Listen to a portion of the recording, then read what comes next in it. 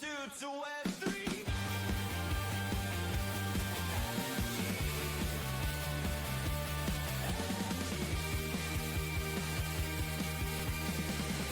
Hi everyone, welcome to the LFG podcast. This one's a different one because I'm doing it in person. I'm joined by Tarek Mouganie, CEO of Affinity Africa. Tarek, great to have you here. I say have you here, I'm in your flat. So great to be in your flat. Thanks for making the trek all the way out here. Yeah. Yeah, should I welcome you to your own flat? Is that would be great. Yeah, okay. So welcome to your own flat, Tarek. Pleasure to meet you again. I've got loads of questions for you because you're doing incredible things in Ghana with Affinity Bank. Your career background's really storied as well. You've done some incredible things. So people will notice I'm going to glance at these notes occasionally because there's so much of your story that I think we need to talk about and tease out. So to start with, you've got a PhD in physics, right? That's true. From Cambridge at 20. So Cambridge, you know when people are from Cambridge, they'll tell you about it. That's always the thing people say. Not that I'm bitter or jealous. I did not tell you about it, though. No, well, full disclosure. Okay, that actually is true. So I've called You're you the out. journalist. You did your research. I did. That's true. I did on this occasion. Then you were a director at Man Group, managing a $160 billion fund, right? Not directly. The entire fund was $160 billion. I had a small allocation that was investing in financial services. Got you. Okay, but that's still impressive stuff. But then you sold your house, moved to Ghana, yes, and decided to start a bank. That's true. Yeah, talk us through it.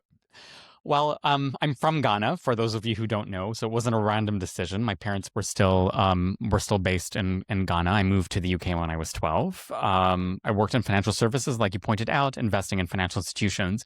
But before deciding to get that experience, what I actually wanted to do was try and understand and explore how financial services can have a positive impact for socioeconomic development.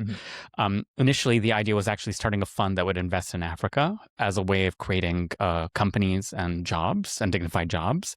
And then this sort of morphed after I quit my job and moved back to Ghana. This sort of morphed into the idea of actually starting a bank because I felt like the impact multiplier of starting a bank is a lot higher. Because instead of giving checks out to 2 or 3 companies a year, at the moment we're actually deploying over 1,500 loans a month. So the impact multiplier was much higher, and that was the reasoning behind it.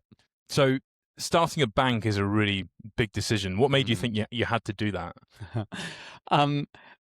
I guess I like a challenge. My whole life has been about being, looking through things, whether it was physics or working in the field of sports, and trying to do the impossible and trying to do things that needed a lot of endurance.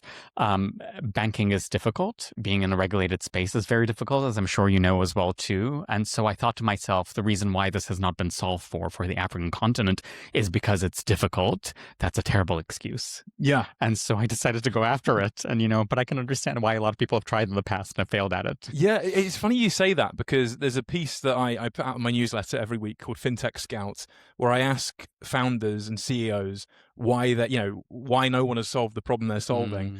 And I usually get 3 variations on the answer. I either get it's hard, it's very hard, or it's really fucking hard. Yeah. So I feel like this is just a common thing that there's a 4th level where there are more than one expletives, and that's where I probably sit. Yeah. Well, tell us about the situation in Ghana for banking, because I spent a bit of time last year in Marrakesh, and I was at an event with HPS Payments, and one of the topics that kept coming up was the African banking opportunity for retail, but also small businesses. To someone who's not from that region, what are the unique challenges that you've got there, and opportunities too? Sure. So I'll start off with one kind of statement, in that the challenges of setting up a bank, it's not harder in Africa than it is elsewhere in the world. It's very, very difficult setting up a bank here in the UK as well too, right? Until the financial crisis hit, and was it Metro Bank? I think that was the first challenger bank that popped up here. I think no banking licenses had been issued out for over 100 years or something like that. You have to do the research and quote me on that, by the way. But I think that was right. It was right? Yeah. Okay. And so I think the first thing is that it's not an Africa-specific, challenge starting a bank. It is a global challenge because it's a very highly regulated space, and the hurdles are really high, right? Because, if you want to fundraise, you have to have a proof of concept. To have a proof of concept when you're a bank, you have to get a license. To get a license, you need funding, which you need to fundraise. So it's sort of like this chicken or egg situation. So the first thing I wanted to say is that it wasn't an Africa-specific problem on the regulatory side, but that's obviously a hurdle. On the question why it hasn't been solved for in the African context is because banking was invented and developed in the global north. Mm-hmm. And when it was replicated in the in the context of Africa and the African continent, in particular sub-Saharan Africa, the design thinking approach that was used was not adopted to the local market and the local environment. And I'll give you an example on that, okay? So 60% of adults in Africa don't have bank accounts, which is ridiculous. And the reason behind it is because most individuals on the African continent, about 78%, are informally employed. So you've got people who are earning thousands of dollars, by the way, so making probably more money than you and I are making, that are selling produce on the side of the road, whether it's a shipping container or a kiosk. It's an unregistered business. They have a home, a family home that they've been living in. But if they rocked up into a bank branch, they would be asked, number one, a form of ID, which most people do have, but it's still a bit of a hurdle. Second, proof of employment. They don't have any employment contracts because 78%, as I mentioned, are not salaried individuals. And then the third thing is a proof of address, which most people don't have. I don't even have that in Ghana as well, too. You know, I just have a very privileged relationship with my banker, and that's why I was able to get a bank account. So as a result, by design, when the model was replicated in the African continent, it actually alienated the majority of Africans. Yeah. So how do you account for that kind of stuff? You've got no proof of identity or address in some cases. You know, typically I hear about people doing things like vouching for other people in the community. Is that how it works in Ghana as well? Do you need to find someone who will authorize you essentially, or do you, I'm sure you don't skip that step entirely, right? No, absolutely not. We're highly regulated, and we have approvals from the regulator to do what we do, right? Mm-hmm. So we can't, when it comes to KYC, so know your customer, these things are very important. So there are a couple of things. Number one, you need to understand the context of how customers behave in that segment of the market and design for it, okay? Especially your risk frameworks. So we managed to convince the regulator that what we're doing is lower risk. And as a result, most of our customers are not going to do money laundering, right? Because, maybe I can show you a photo of what our customers looks like, but, it's a typical kind of profile of an informal worker. The second thing as well, too, is we're a digital bank, so we use technology to solve a lot of this problem. Yeah. And that's something that's very important. So understanding customer behavior, like, for example, when, let's say you make a ton of transactions on one of the neobank apps that you're on. I don't know if you have an account with like a Monzo sometimes you get blocked if you're trying to make a payment and they're like, something weird has happened.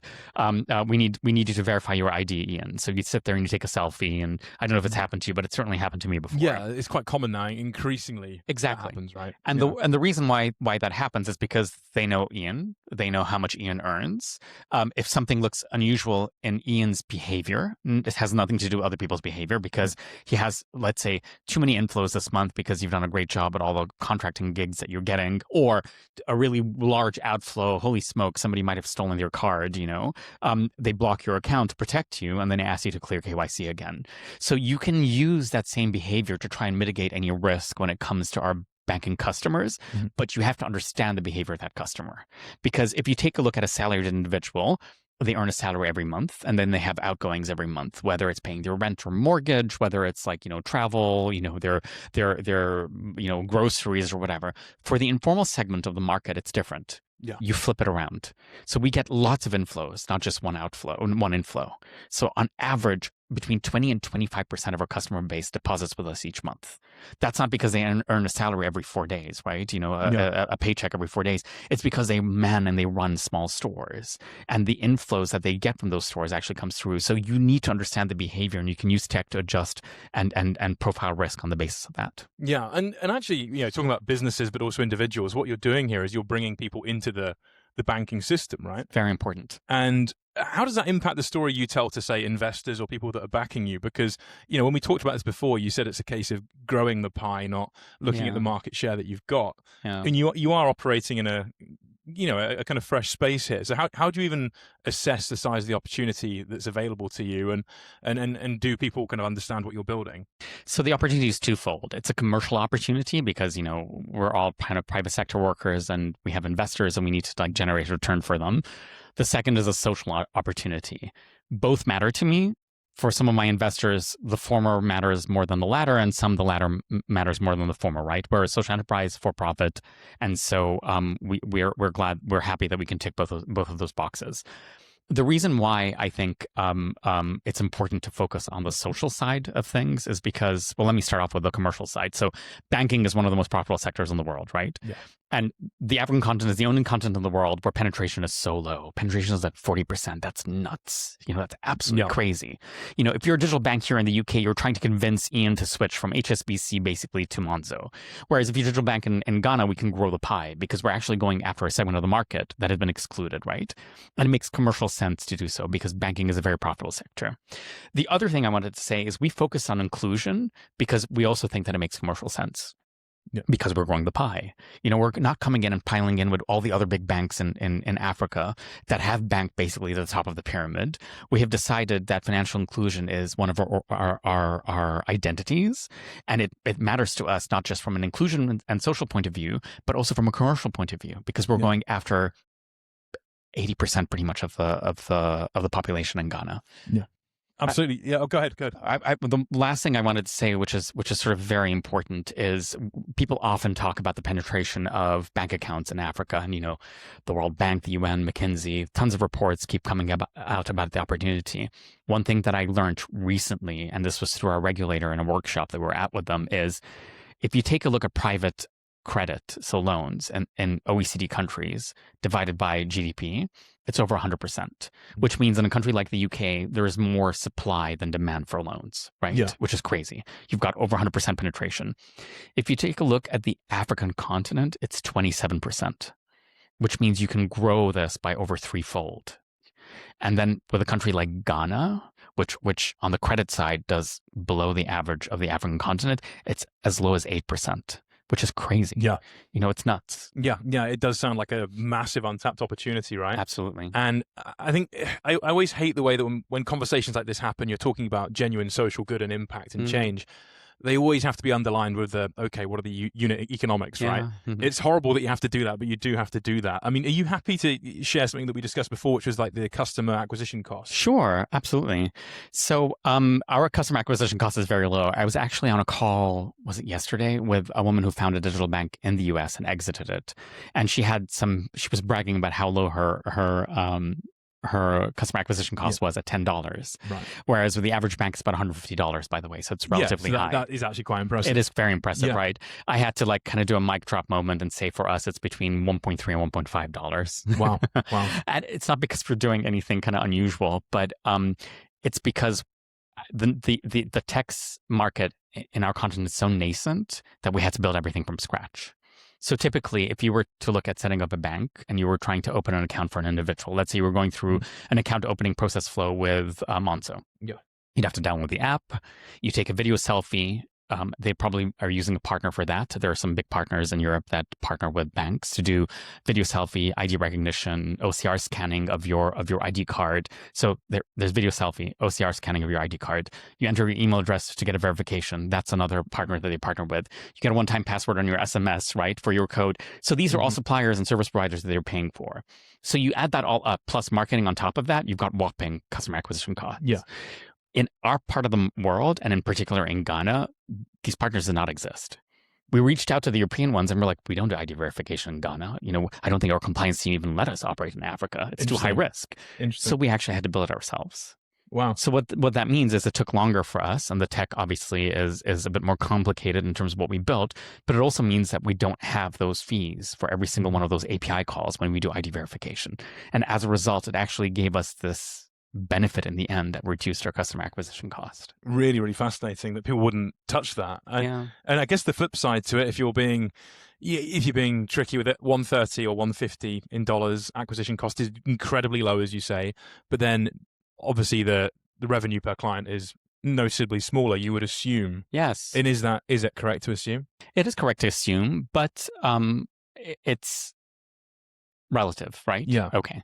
So let's say typically if your customer acquisition cost of an Ian in the UK is $150, right? Yeah, I'm sorry. I'm putting you in a bucket with all the other Ians. We measure everything by Ian. It's fine. Yeah, factors of Ian. So it's $150, right? So if you walk into a Lloyd's here and they look at you and you're like, oh God, there's just another Ian walking in. He's going to cost us $150 to open an account. And they ask you, great, you'd like to open an account. What's your salary? Mm-hmm. They're thinking, okay, if your salary is £1,000, I really hope it's not. I hope it's more than that. A typical Ian has outgoings of, I don't know, £900. It means at the end of the month, he's going to give us £100, right? That £100, he's probably not going to borrow as well too, because he's not credit worthy with his small abysmal salary. So as a result, that £100, if we collect that £100 and we place it on loans elsewhere, and we're lending a mortgage at what's the mortgage now? Like what, 3%, 3.5%, 4%? Yeah, around that. Yeah. Yeah. Okay. So let's make it easier, right? Let's make it 5%. So it means that Ian's generating revenue for us with his £100 each month of £5, right? That's annualized. Yeah. Right. Okay. So £5 divided by 12. So 60p. Is that right? Okay. Am I doing the maths right? Anyway. I don't actually know. But it's a very low amount of money. So quick. You're not generating that much yeah. revenue for them. Okay. Yeah. So now they're thinking to themselves, okay, he costs us £100 to open this account. He's generating £1 of revenue each month. It means that he's going to pay back in 100 months. Right. Yeah. So no, we cannot accept Ian as a customer because he's only earning a salary of £1,000. Right. However, now if Ian walks through the door and is still earning £1,000, but his acquisition cost basically is a pound, which is what it is for us, then it makes you commercially viable to bank because your payback for that acquisition cost is 1 month, right? And so that's what's happened with us. So our balances are not as high as high net worth individuals or whatever, but because we've acquired these customers for such a low amount of money, it makes them basically commercially viable to bank, which is very important. And I assume they're almost immediately profitable, right? It depends. It's roughly between 0.6 months and it's on my laptop over there. I can tell you what the number, the range is between 0.6 months and about 4.2 months roughly. Okay. So let's say between 1 and 5 months. Yeah. No, that's really interesting. And another thing about the market which creates interesting economics, and you mentioned the loans and credit situation earlier, is credit scoring. Yeah. Because you've got people that are new to the banking system, lack documentation, and yet you're able to run my understanding, a successful loan product. Yeah. Can you talk me through how you understand the actual risk involved and how you can figure out how someone is creditworthy when you don't have that conventional information? Yeah, that's very important. So I remember when I worked for the hedge fund here in the UK, I mean, we'd spend all our time kind of trawling through data and trying to extract information that would give us an edge over our competitors that are investing, right? And there was a lot of data to go through. So much of it that, you could spend hours and hours and hours just creating these models and these kind of algorithms to try and figure out what to invest in next. Now imagine coming to our part of the world where these customers, these individuals, as I said, the majority of the population are offline. Yeah. There's no data on them. So the first step is, how do you collect data? So the way it works with us, and the reason why we have such low default rates and I guess success, is we bank our customers. We give them the best products on the market from an accounts point of view. So where we have no monthly fees, we have high interest rate across all accounts. We provide interest on accounts that are even better than the traditional banks in Ghana. And then what we do is we use their behavior information, not just on the risk and KYC side that we discussed earlier on, but also on affordability. And we can, as a result of that, we can quantify basically what the risk of default is for that individual, credit score them, and extend a line of credit to them. And that's what we've been doing. So roughly it takes about 3 months to convert a customer to becoming a borrower. And then once they start borrowing with us, we unlock a small amount of credit to them. We grow it over time. As they de-risk even further, we reduce the interest rates, increase the size of loans, and also increase the tenure as well too. No, absolutely fascinating stuff. And I'm guessing default rates are they kind of similar to what you would find in Europe, or higher, lower? It's a very difficult comparison to make. So maybe I'll talk about it in the context of Ghana. Yes. So the non-performing loans in Ghana at the moment are relatively high. We've had a difficult few years. Last year was a great year for Ghana, where our currency performed very well. Inflation went from a whopping 68% to, I think it's less than the UK now, believe it or not. Wow. Okay. So we're outperforming the UK. Yay. So there's like a hangover basically of a very difficult kind of credit cycle. So non-performing loans were at a peak of almost 30%. I think they've just dipped below 20% right now. Our default rate's less than 2%. Wow. Despite that. And that's because we're going into a market where it's new. We're extending lines of credit to new borrowers. And also everything is digitally driven as well too. So we have the insights, the information, the ability to adjust quite quickly in terms of how we disperse our loans. Yeah, really interesting stuff. I want to also talk about your client kind of demographic, because you've got a really interesting thing here where over 60% of your customers are women in the informal sector. Yes. Now that's a really fascinating cohort to have that much of a market, or a share of your kind of accounts. Yeah. So why them? So it was an intentional target, and I It's funny because I was working with the product team a few years back as we were designing our app and our outreach channels, and we designed a very swanky app. It's not the app that we use right now. Our app right now is quite muted, but it was a very swanky app. You like swipe left and right. It kind of felt like a mashup between Snapchat and what is now TikTok and stuff. We presented it basically to our customers, and before even launching, it wasn't a live, it was a dummy app, and we just filmed them. And we asked them very basic things like change your PIN, make a transfer, a payment, open a new savings account, etc. And they didn't know how to interact with it. And then we realized basically that their relationship with financial services and tech was very different to the one that we understood. And we noticed that women in the informal sector were the most risk averse. They even though they qualified for loans more than men did, even though they had more money than men do, they were just really, really risk averse. Mm-hmm. And as a result, they didn't want to interact they weren't first movers. They weren't early adopters.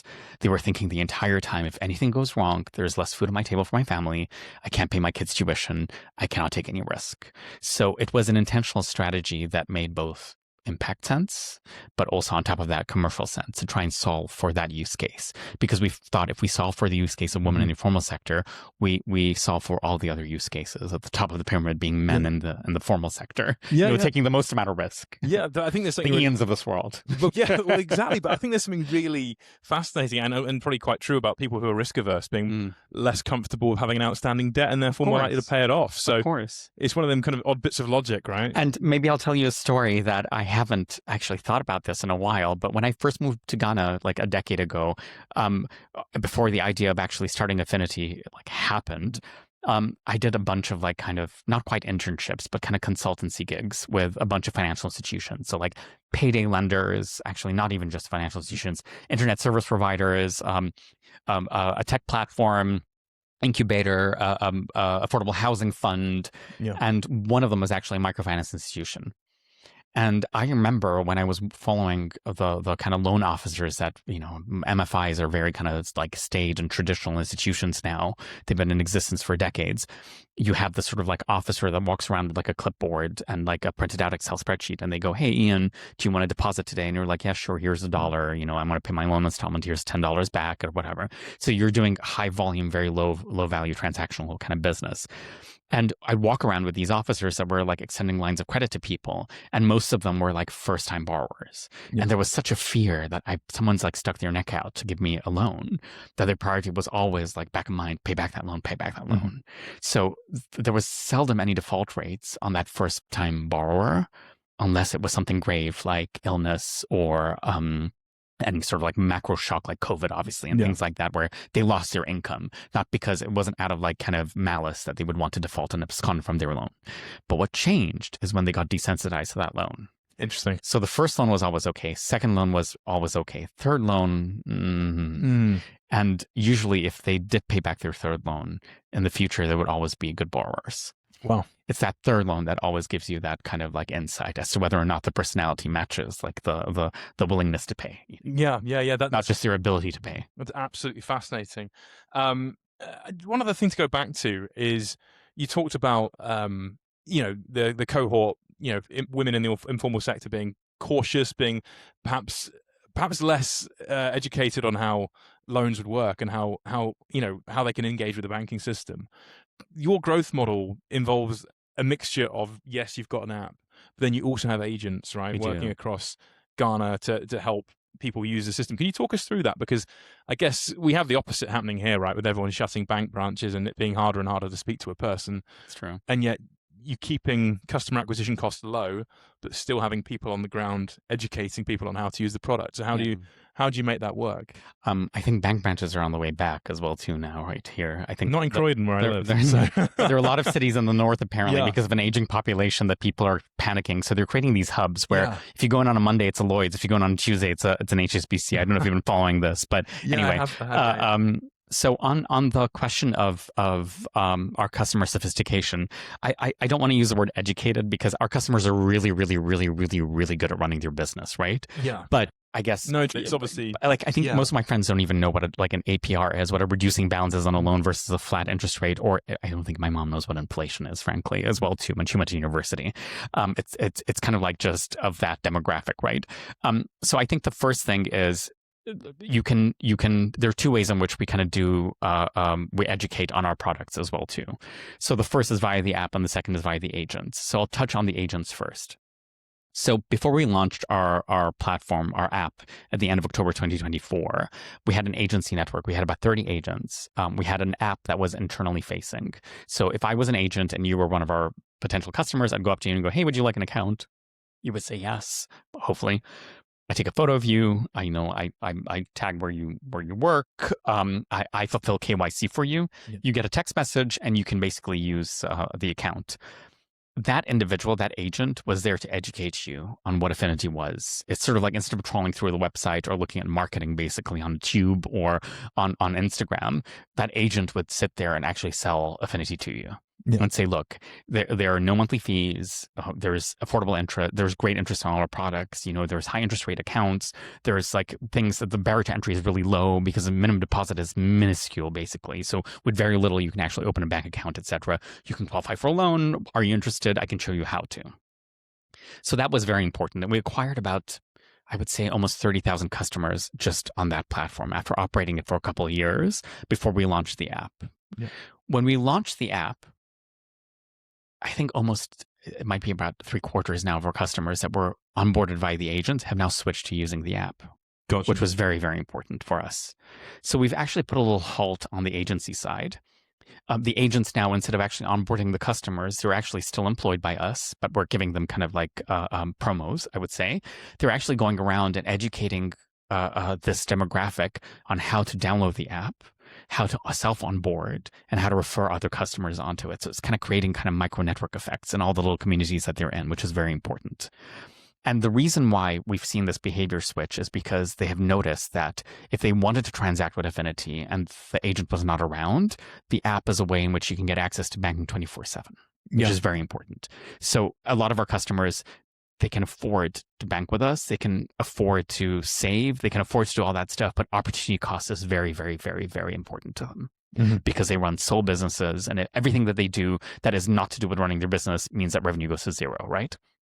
The second thing is we actually embedded financial education into our apps themselves and into our products. So as you're applying for a loan, it shows you that this is a reducing balance. It means you pay only interest on the balance that's left on your account. So as a result, if you were applying for a loan and it was a flat balance, which most financial institutions use for this demographic, it could be 100% APR.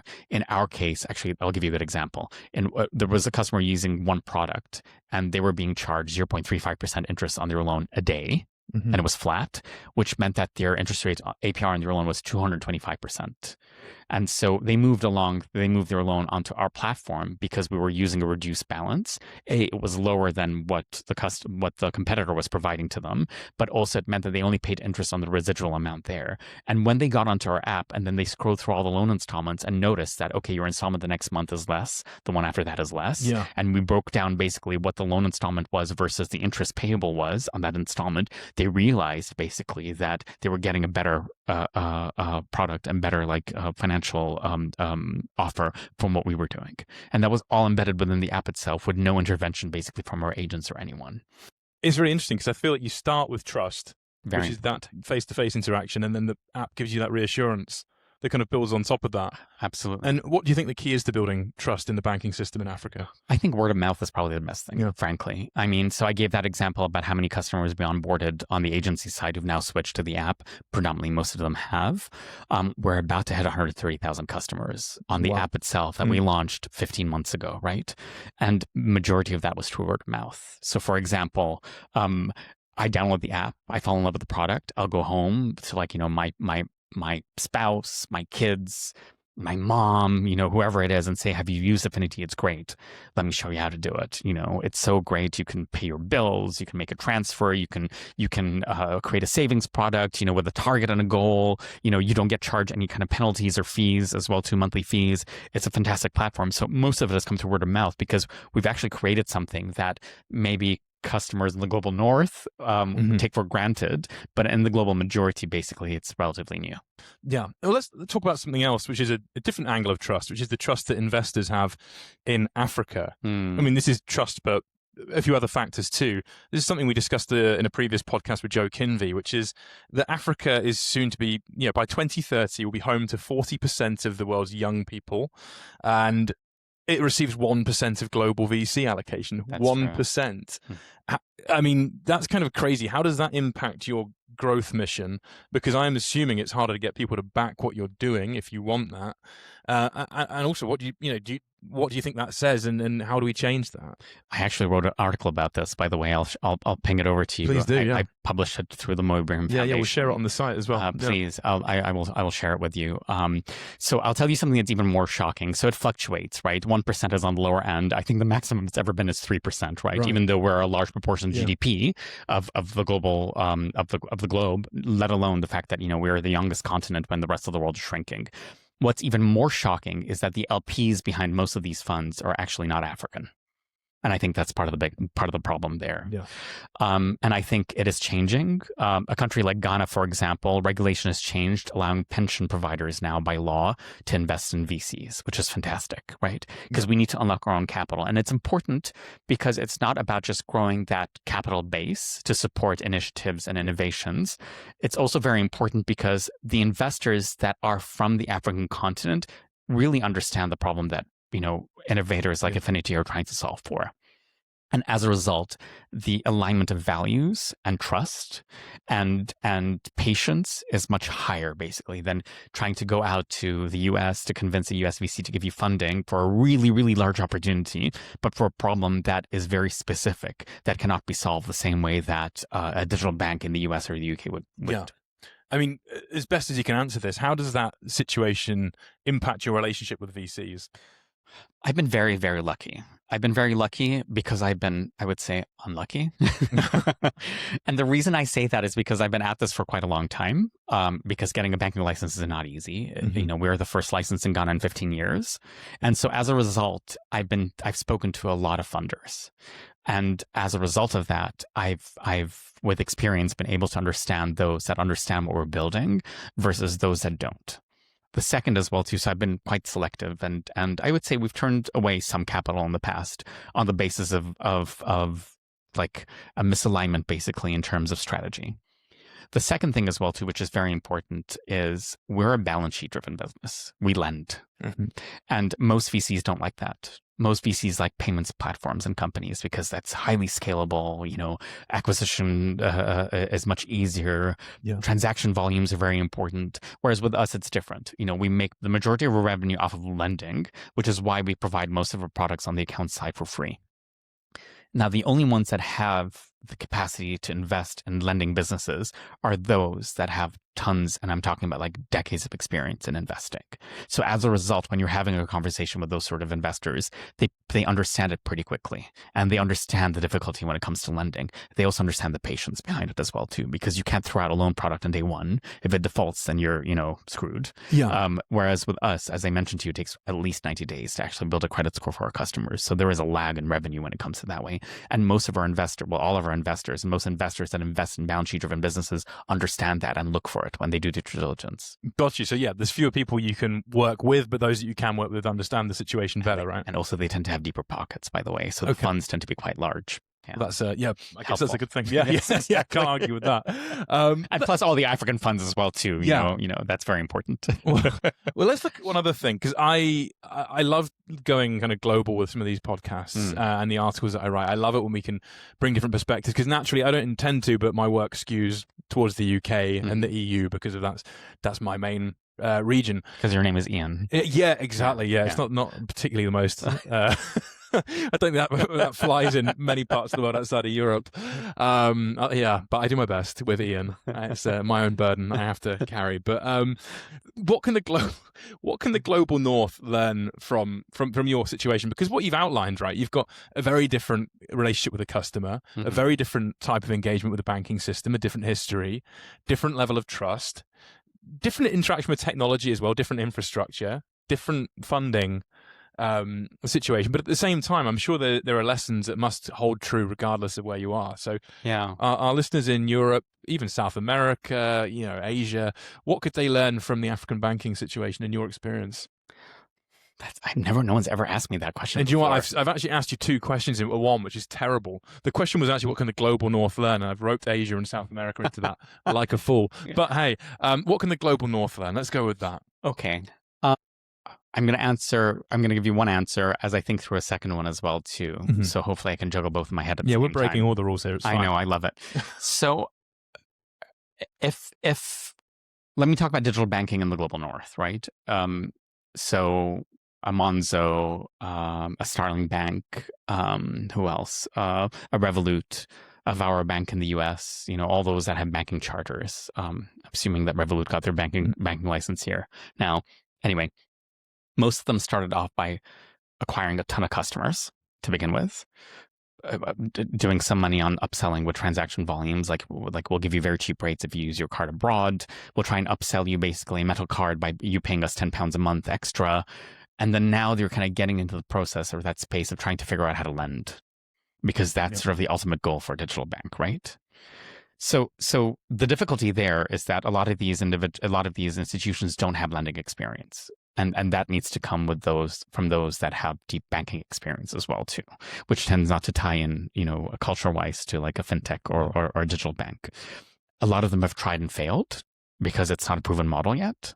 The second thing is that a lot of these neobanks, majority of their customers are actually not their primary bank as well too, which is very, very different. So I think one of the lessons that can be learned from the global south, not just through Affinity, because I have peers as well too that I respect in Brazil and Nigeria and other countries as well too, is because we're growing the pie, we've actually built a full-fledged digital bank. And I would be as bold to say that we're the first continent in the world that has done that. Mm-hmm. Where we're going after a customer base and we're actually not credit led, we're actually full banking services led, but from a revenue point of view, it's off balance sheet. And that's something that's very unique. And it's quite fascinating because I have a mentor of mine, I hope he doesn't mind me saying this, called Colin Walsh, and he's the founder of Varo Bank. I'm having dinner with him next week, and we're now talking about lending and how we do it in a certain way, basically at Affinity, and how countries like the US can learn basically from an Affinity. It all starts basically with building towards a customer base that is not banked to begin with. So you're actually capturing them and capturing the full pie with them. The second thing I wanted to say as well too, which is quite important, is that it's not been easy trying to build this. If I were creating what I'm doing in the UK, my go-to-market would be quicker, because I'd have tons of service providers I can plug in with. Obviously, my CAC would be higher, like we've already discussed. Secondly, there'd be an abundance of capital. I could have easily raised a Series A at $100 million, as an example.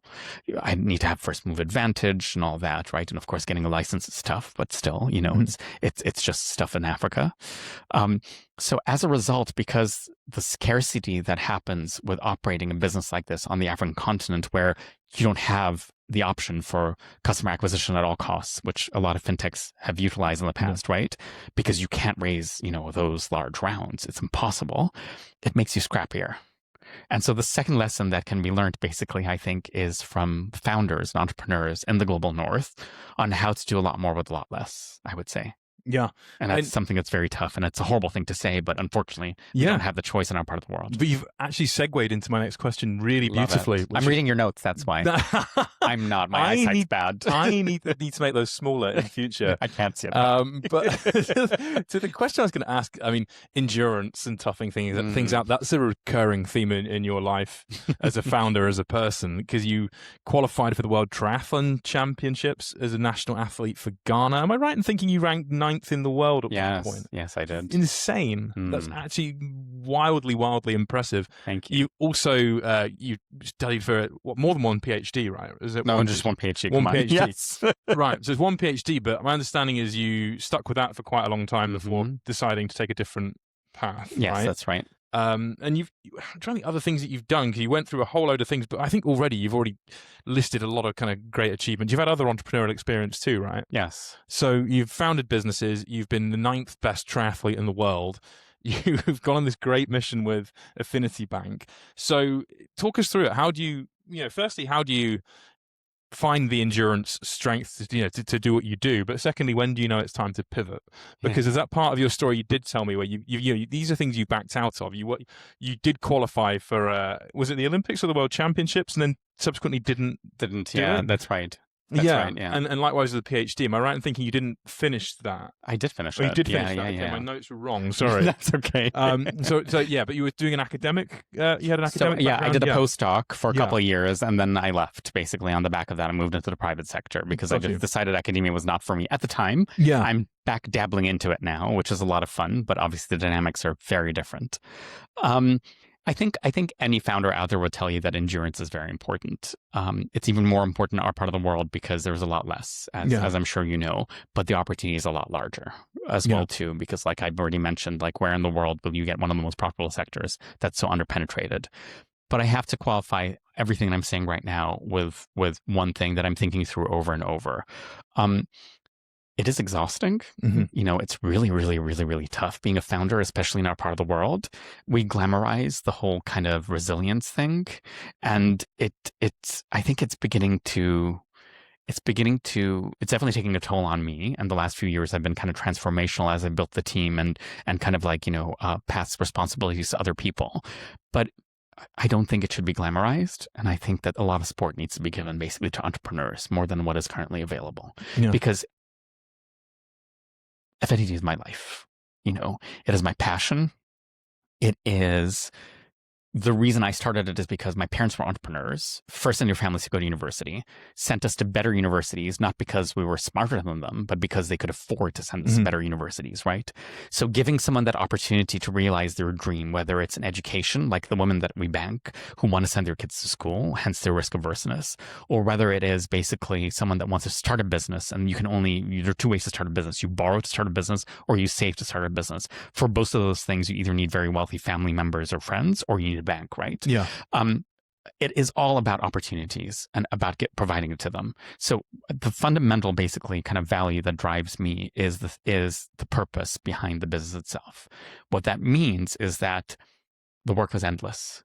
Like I'll wake up on a weekend, I put on my like running kit.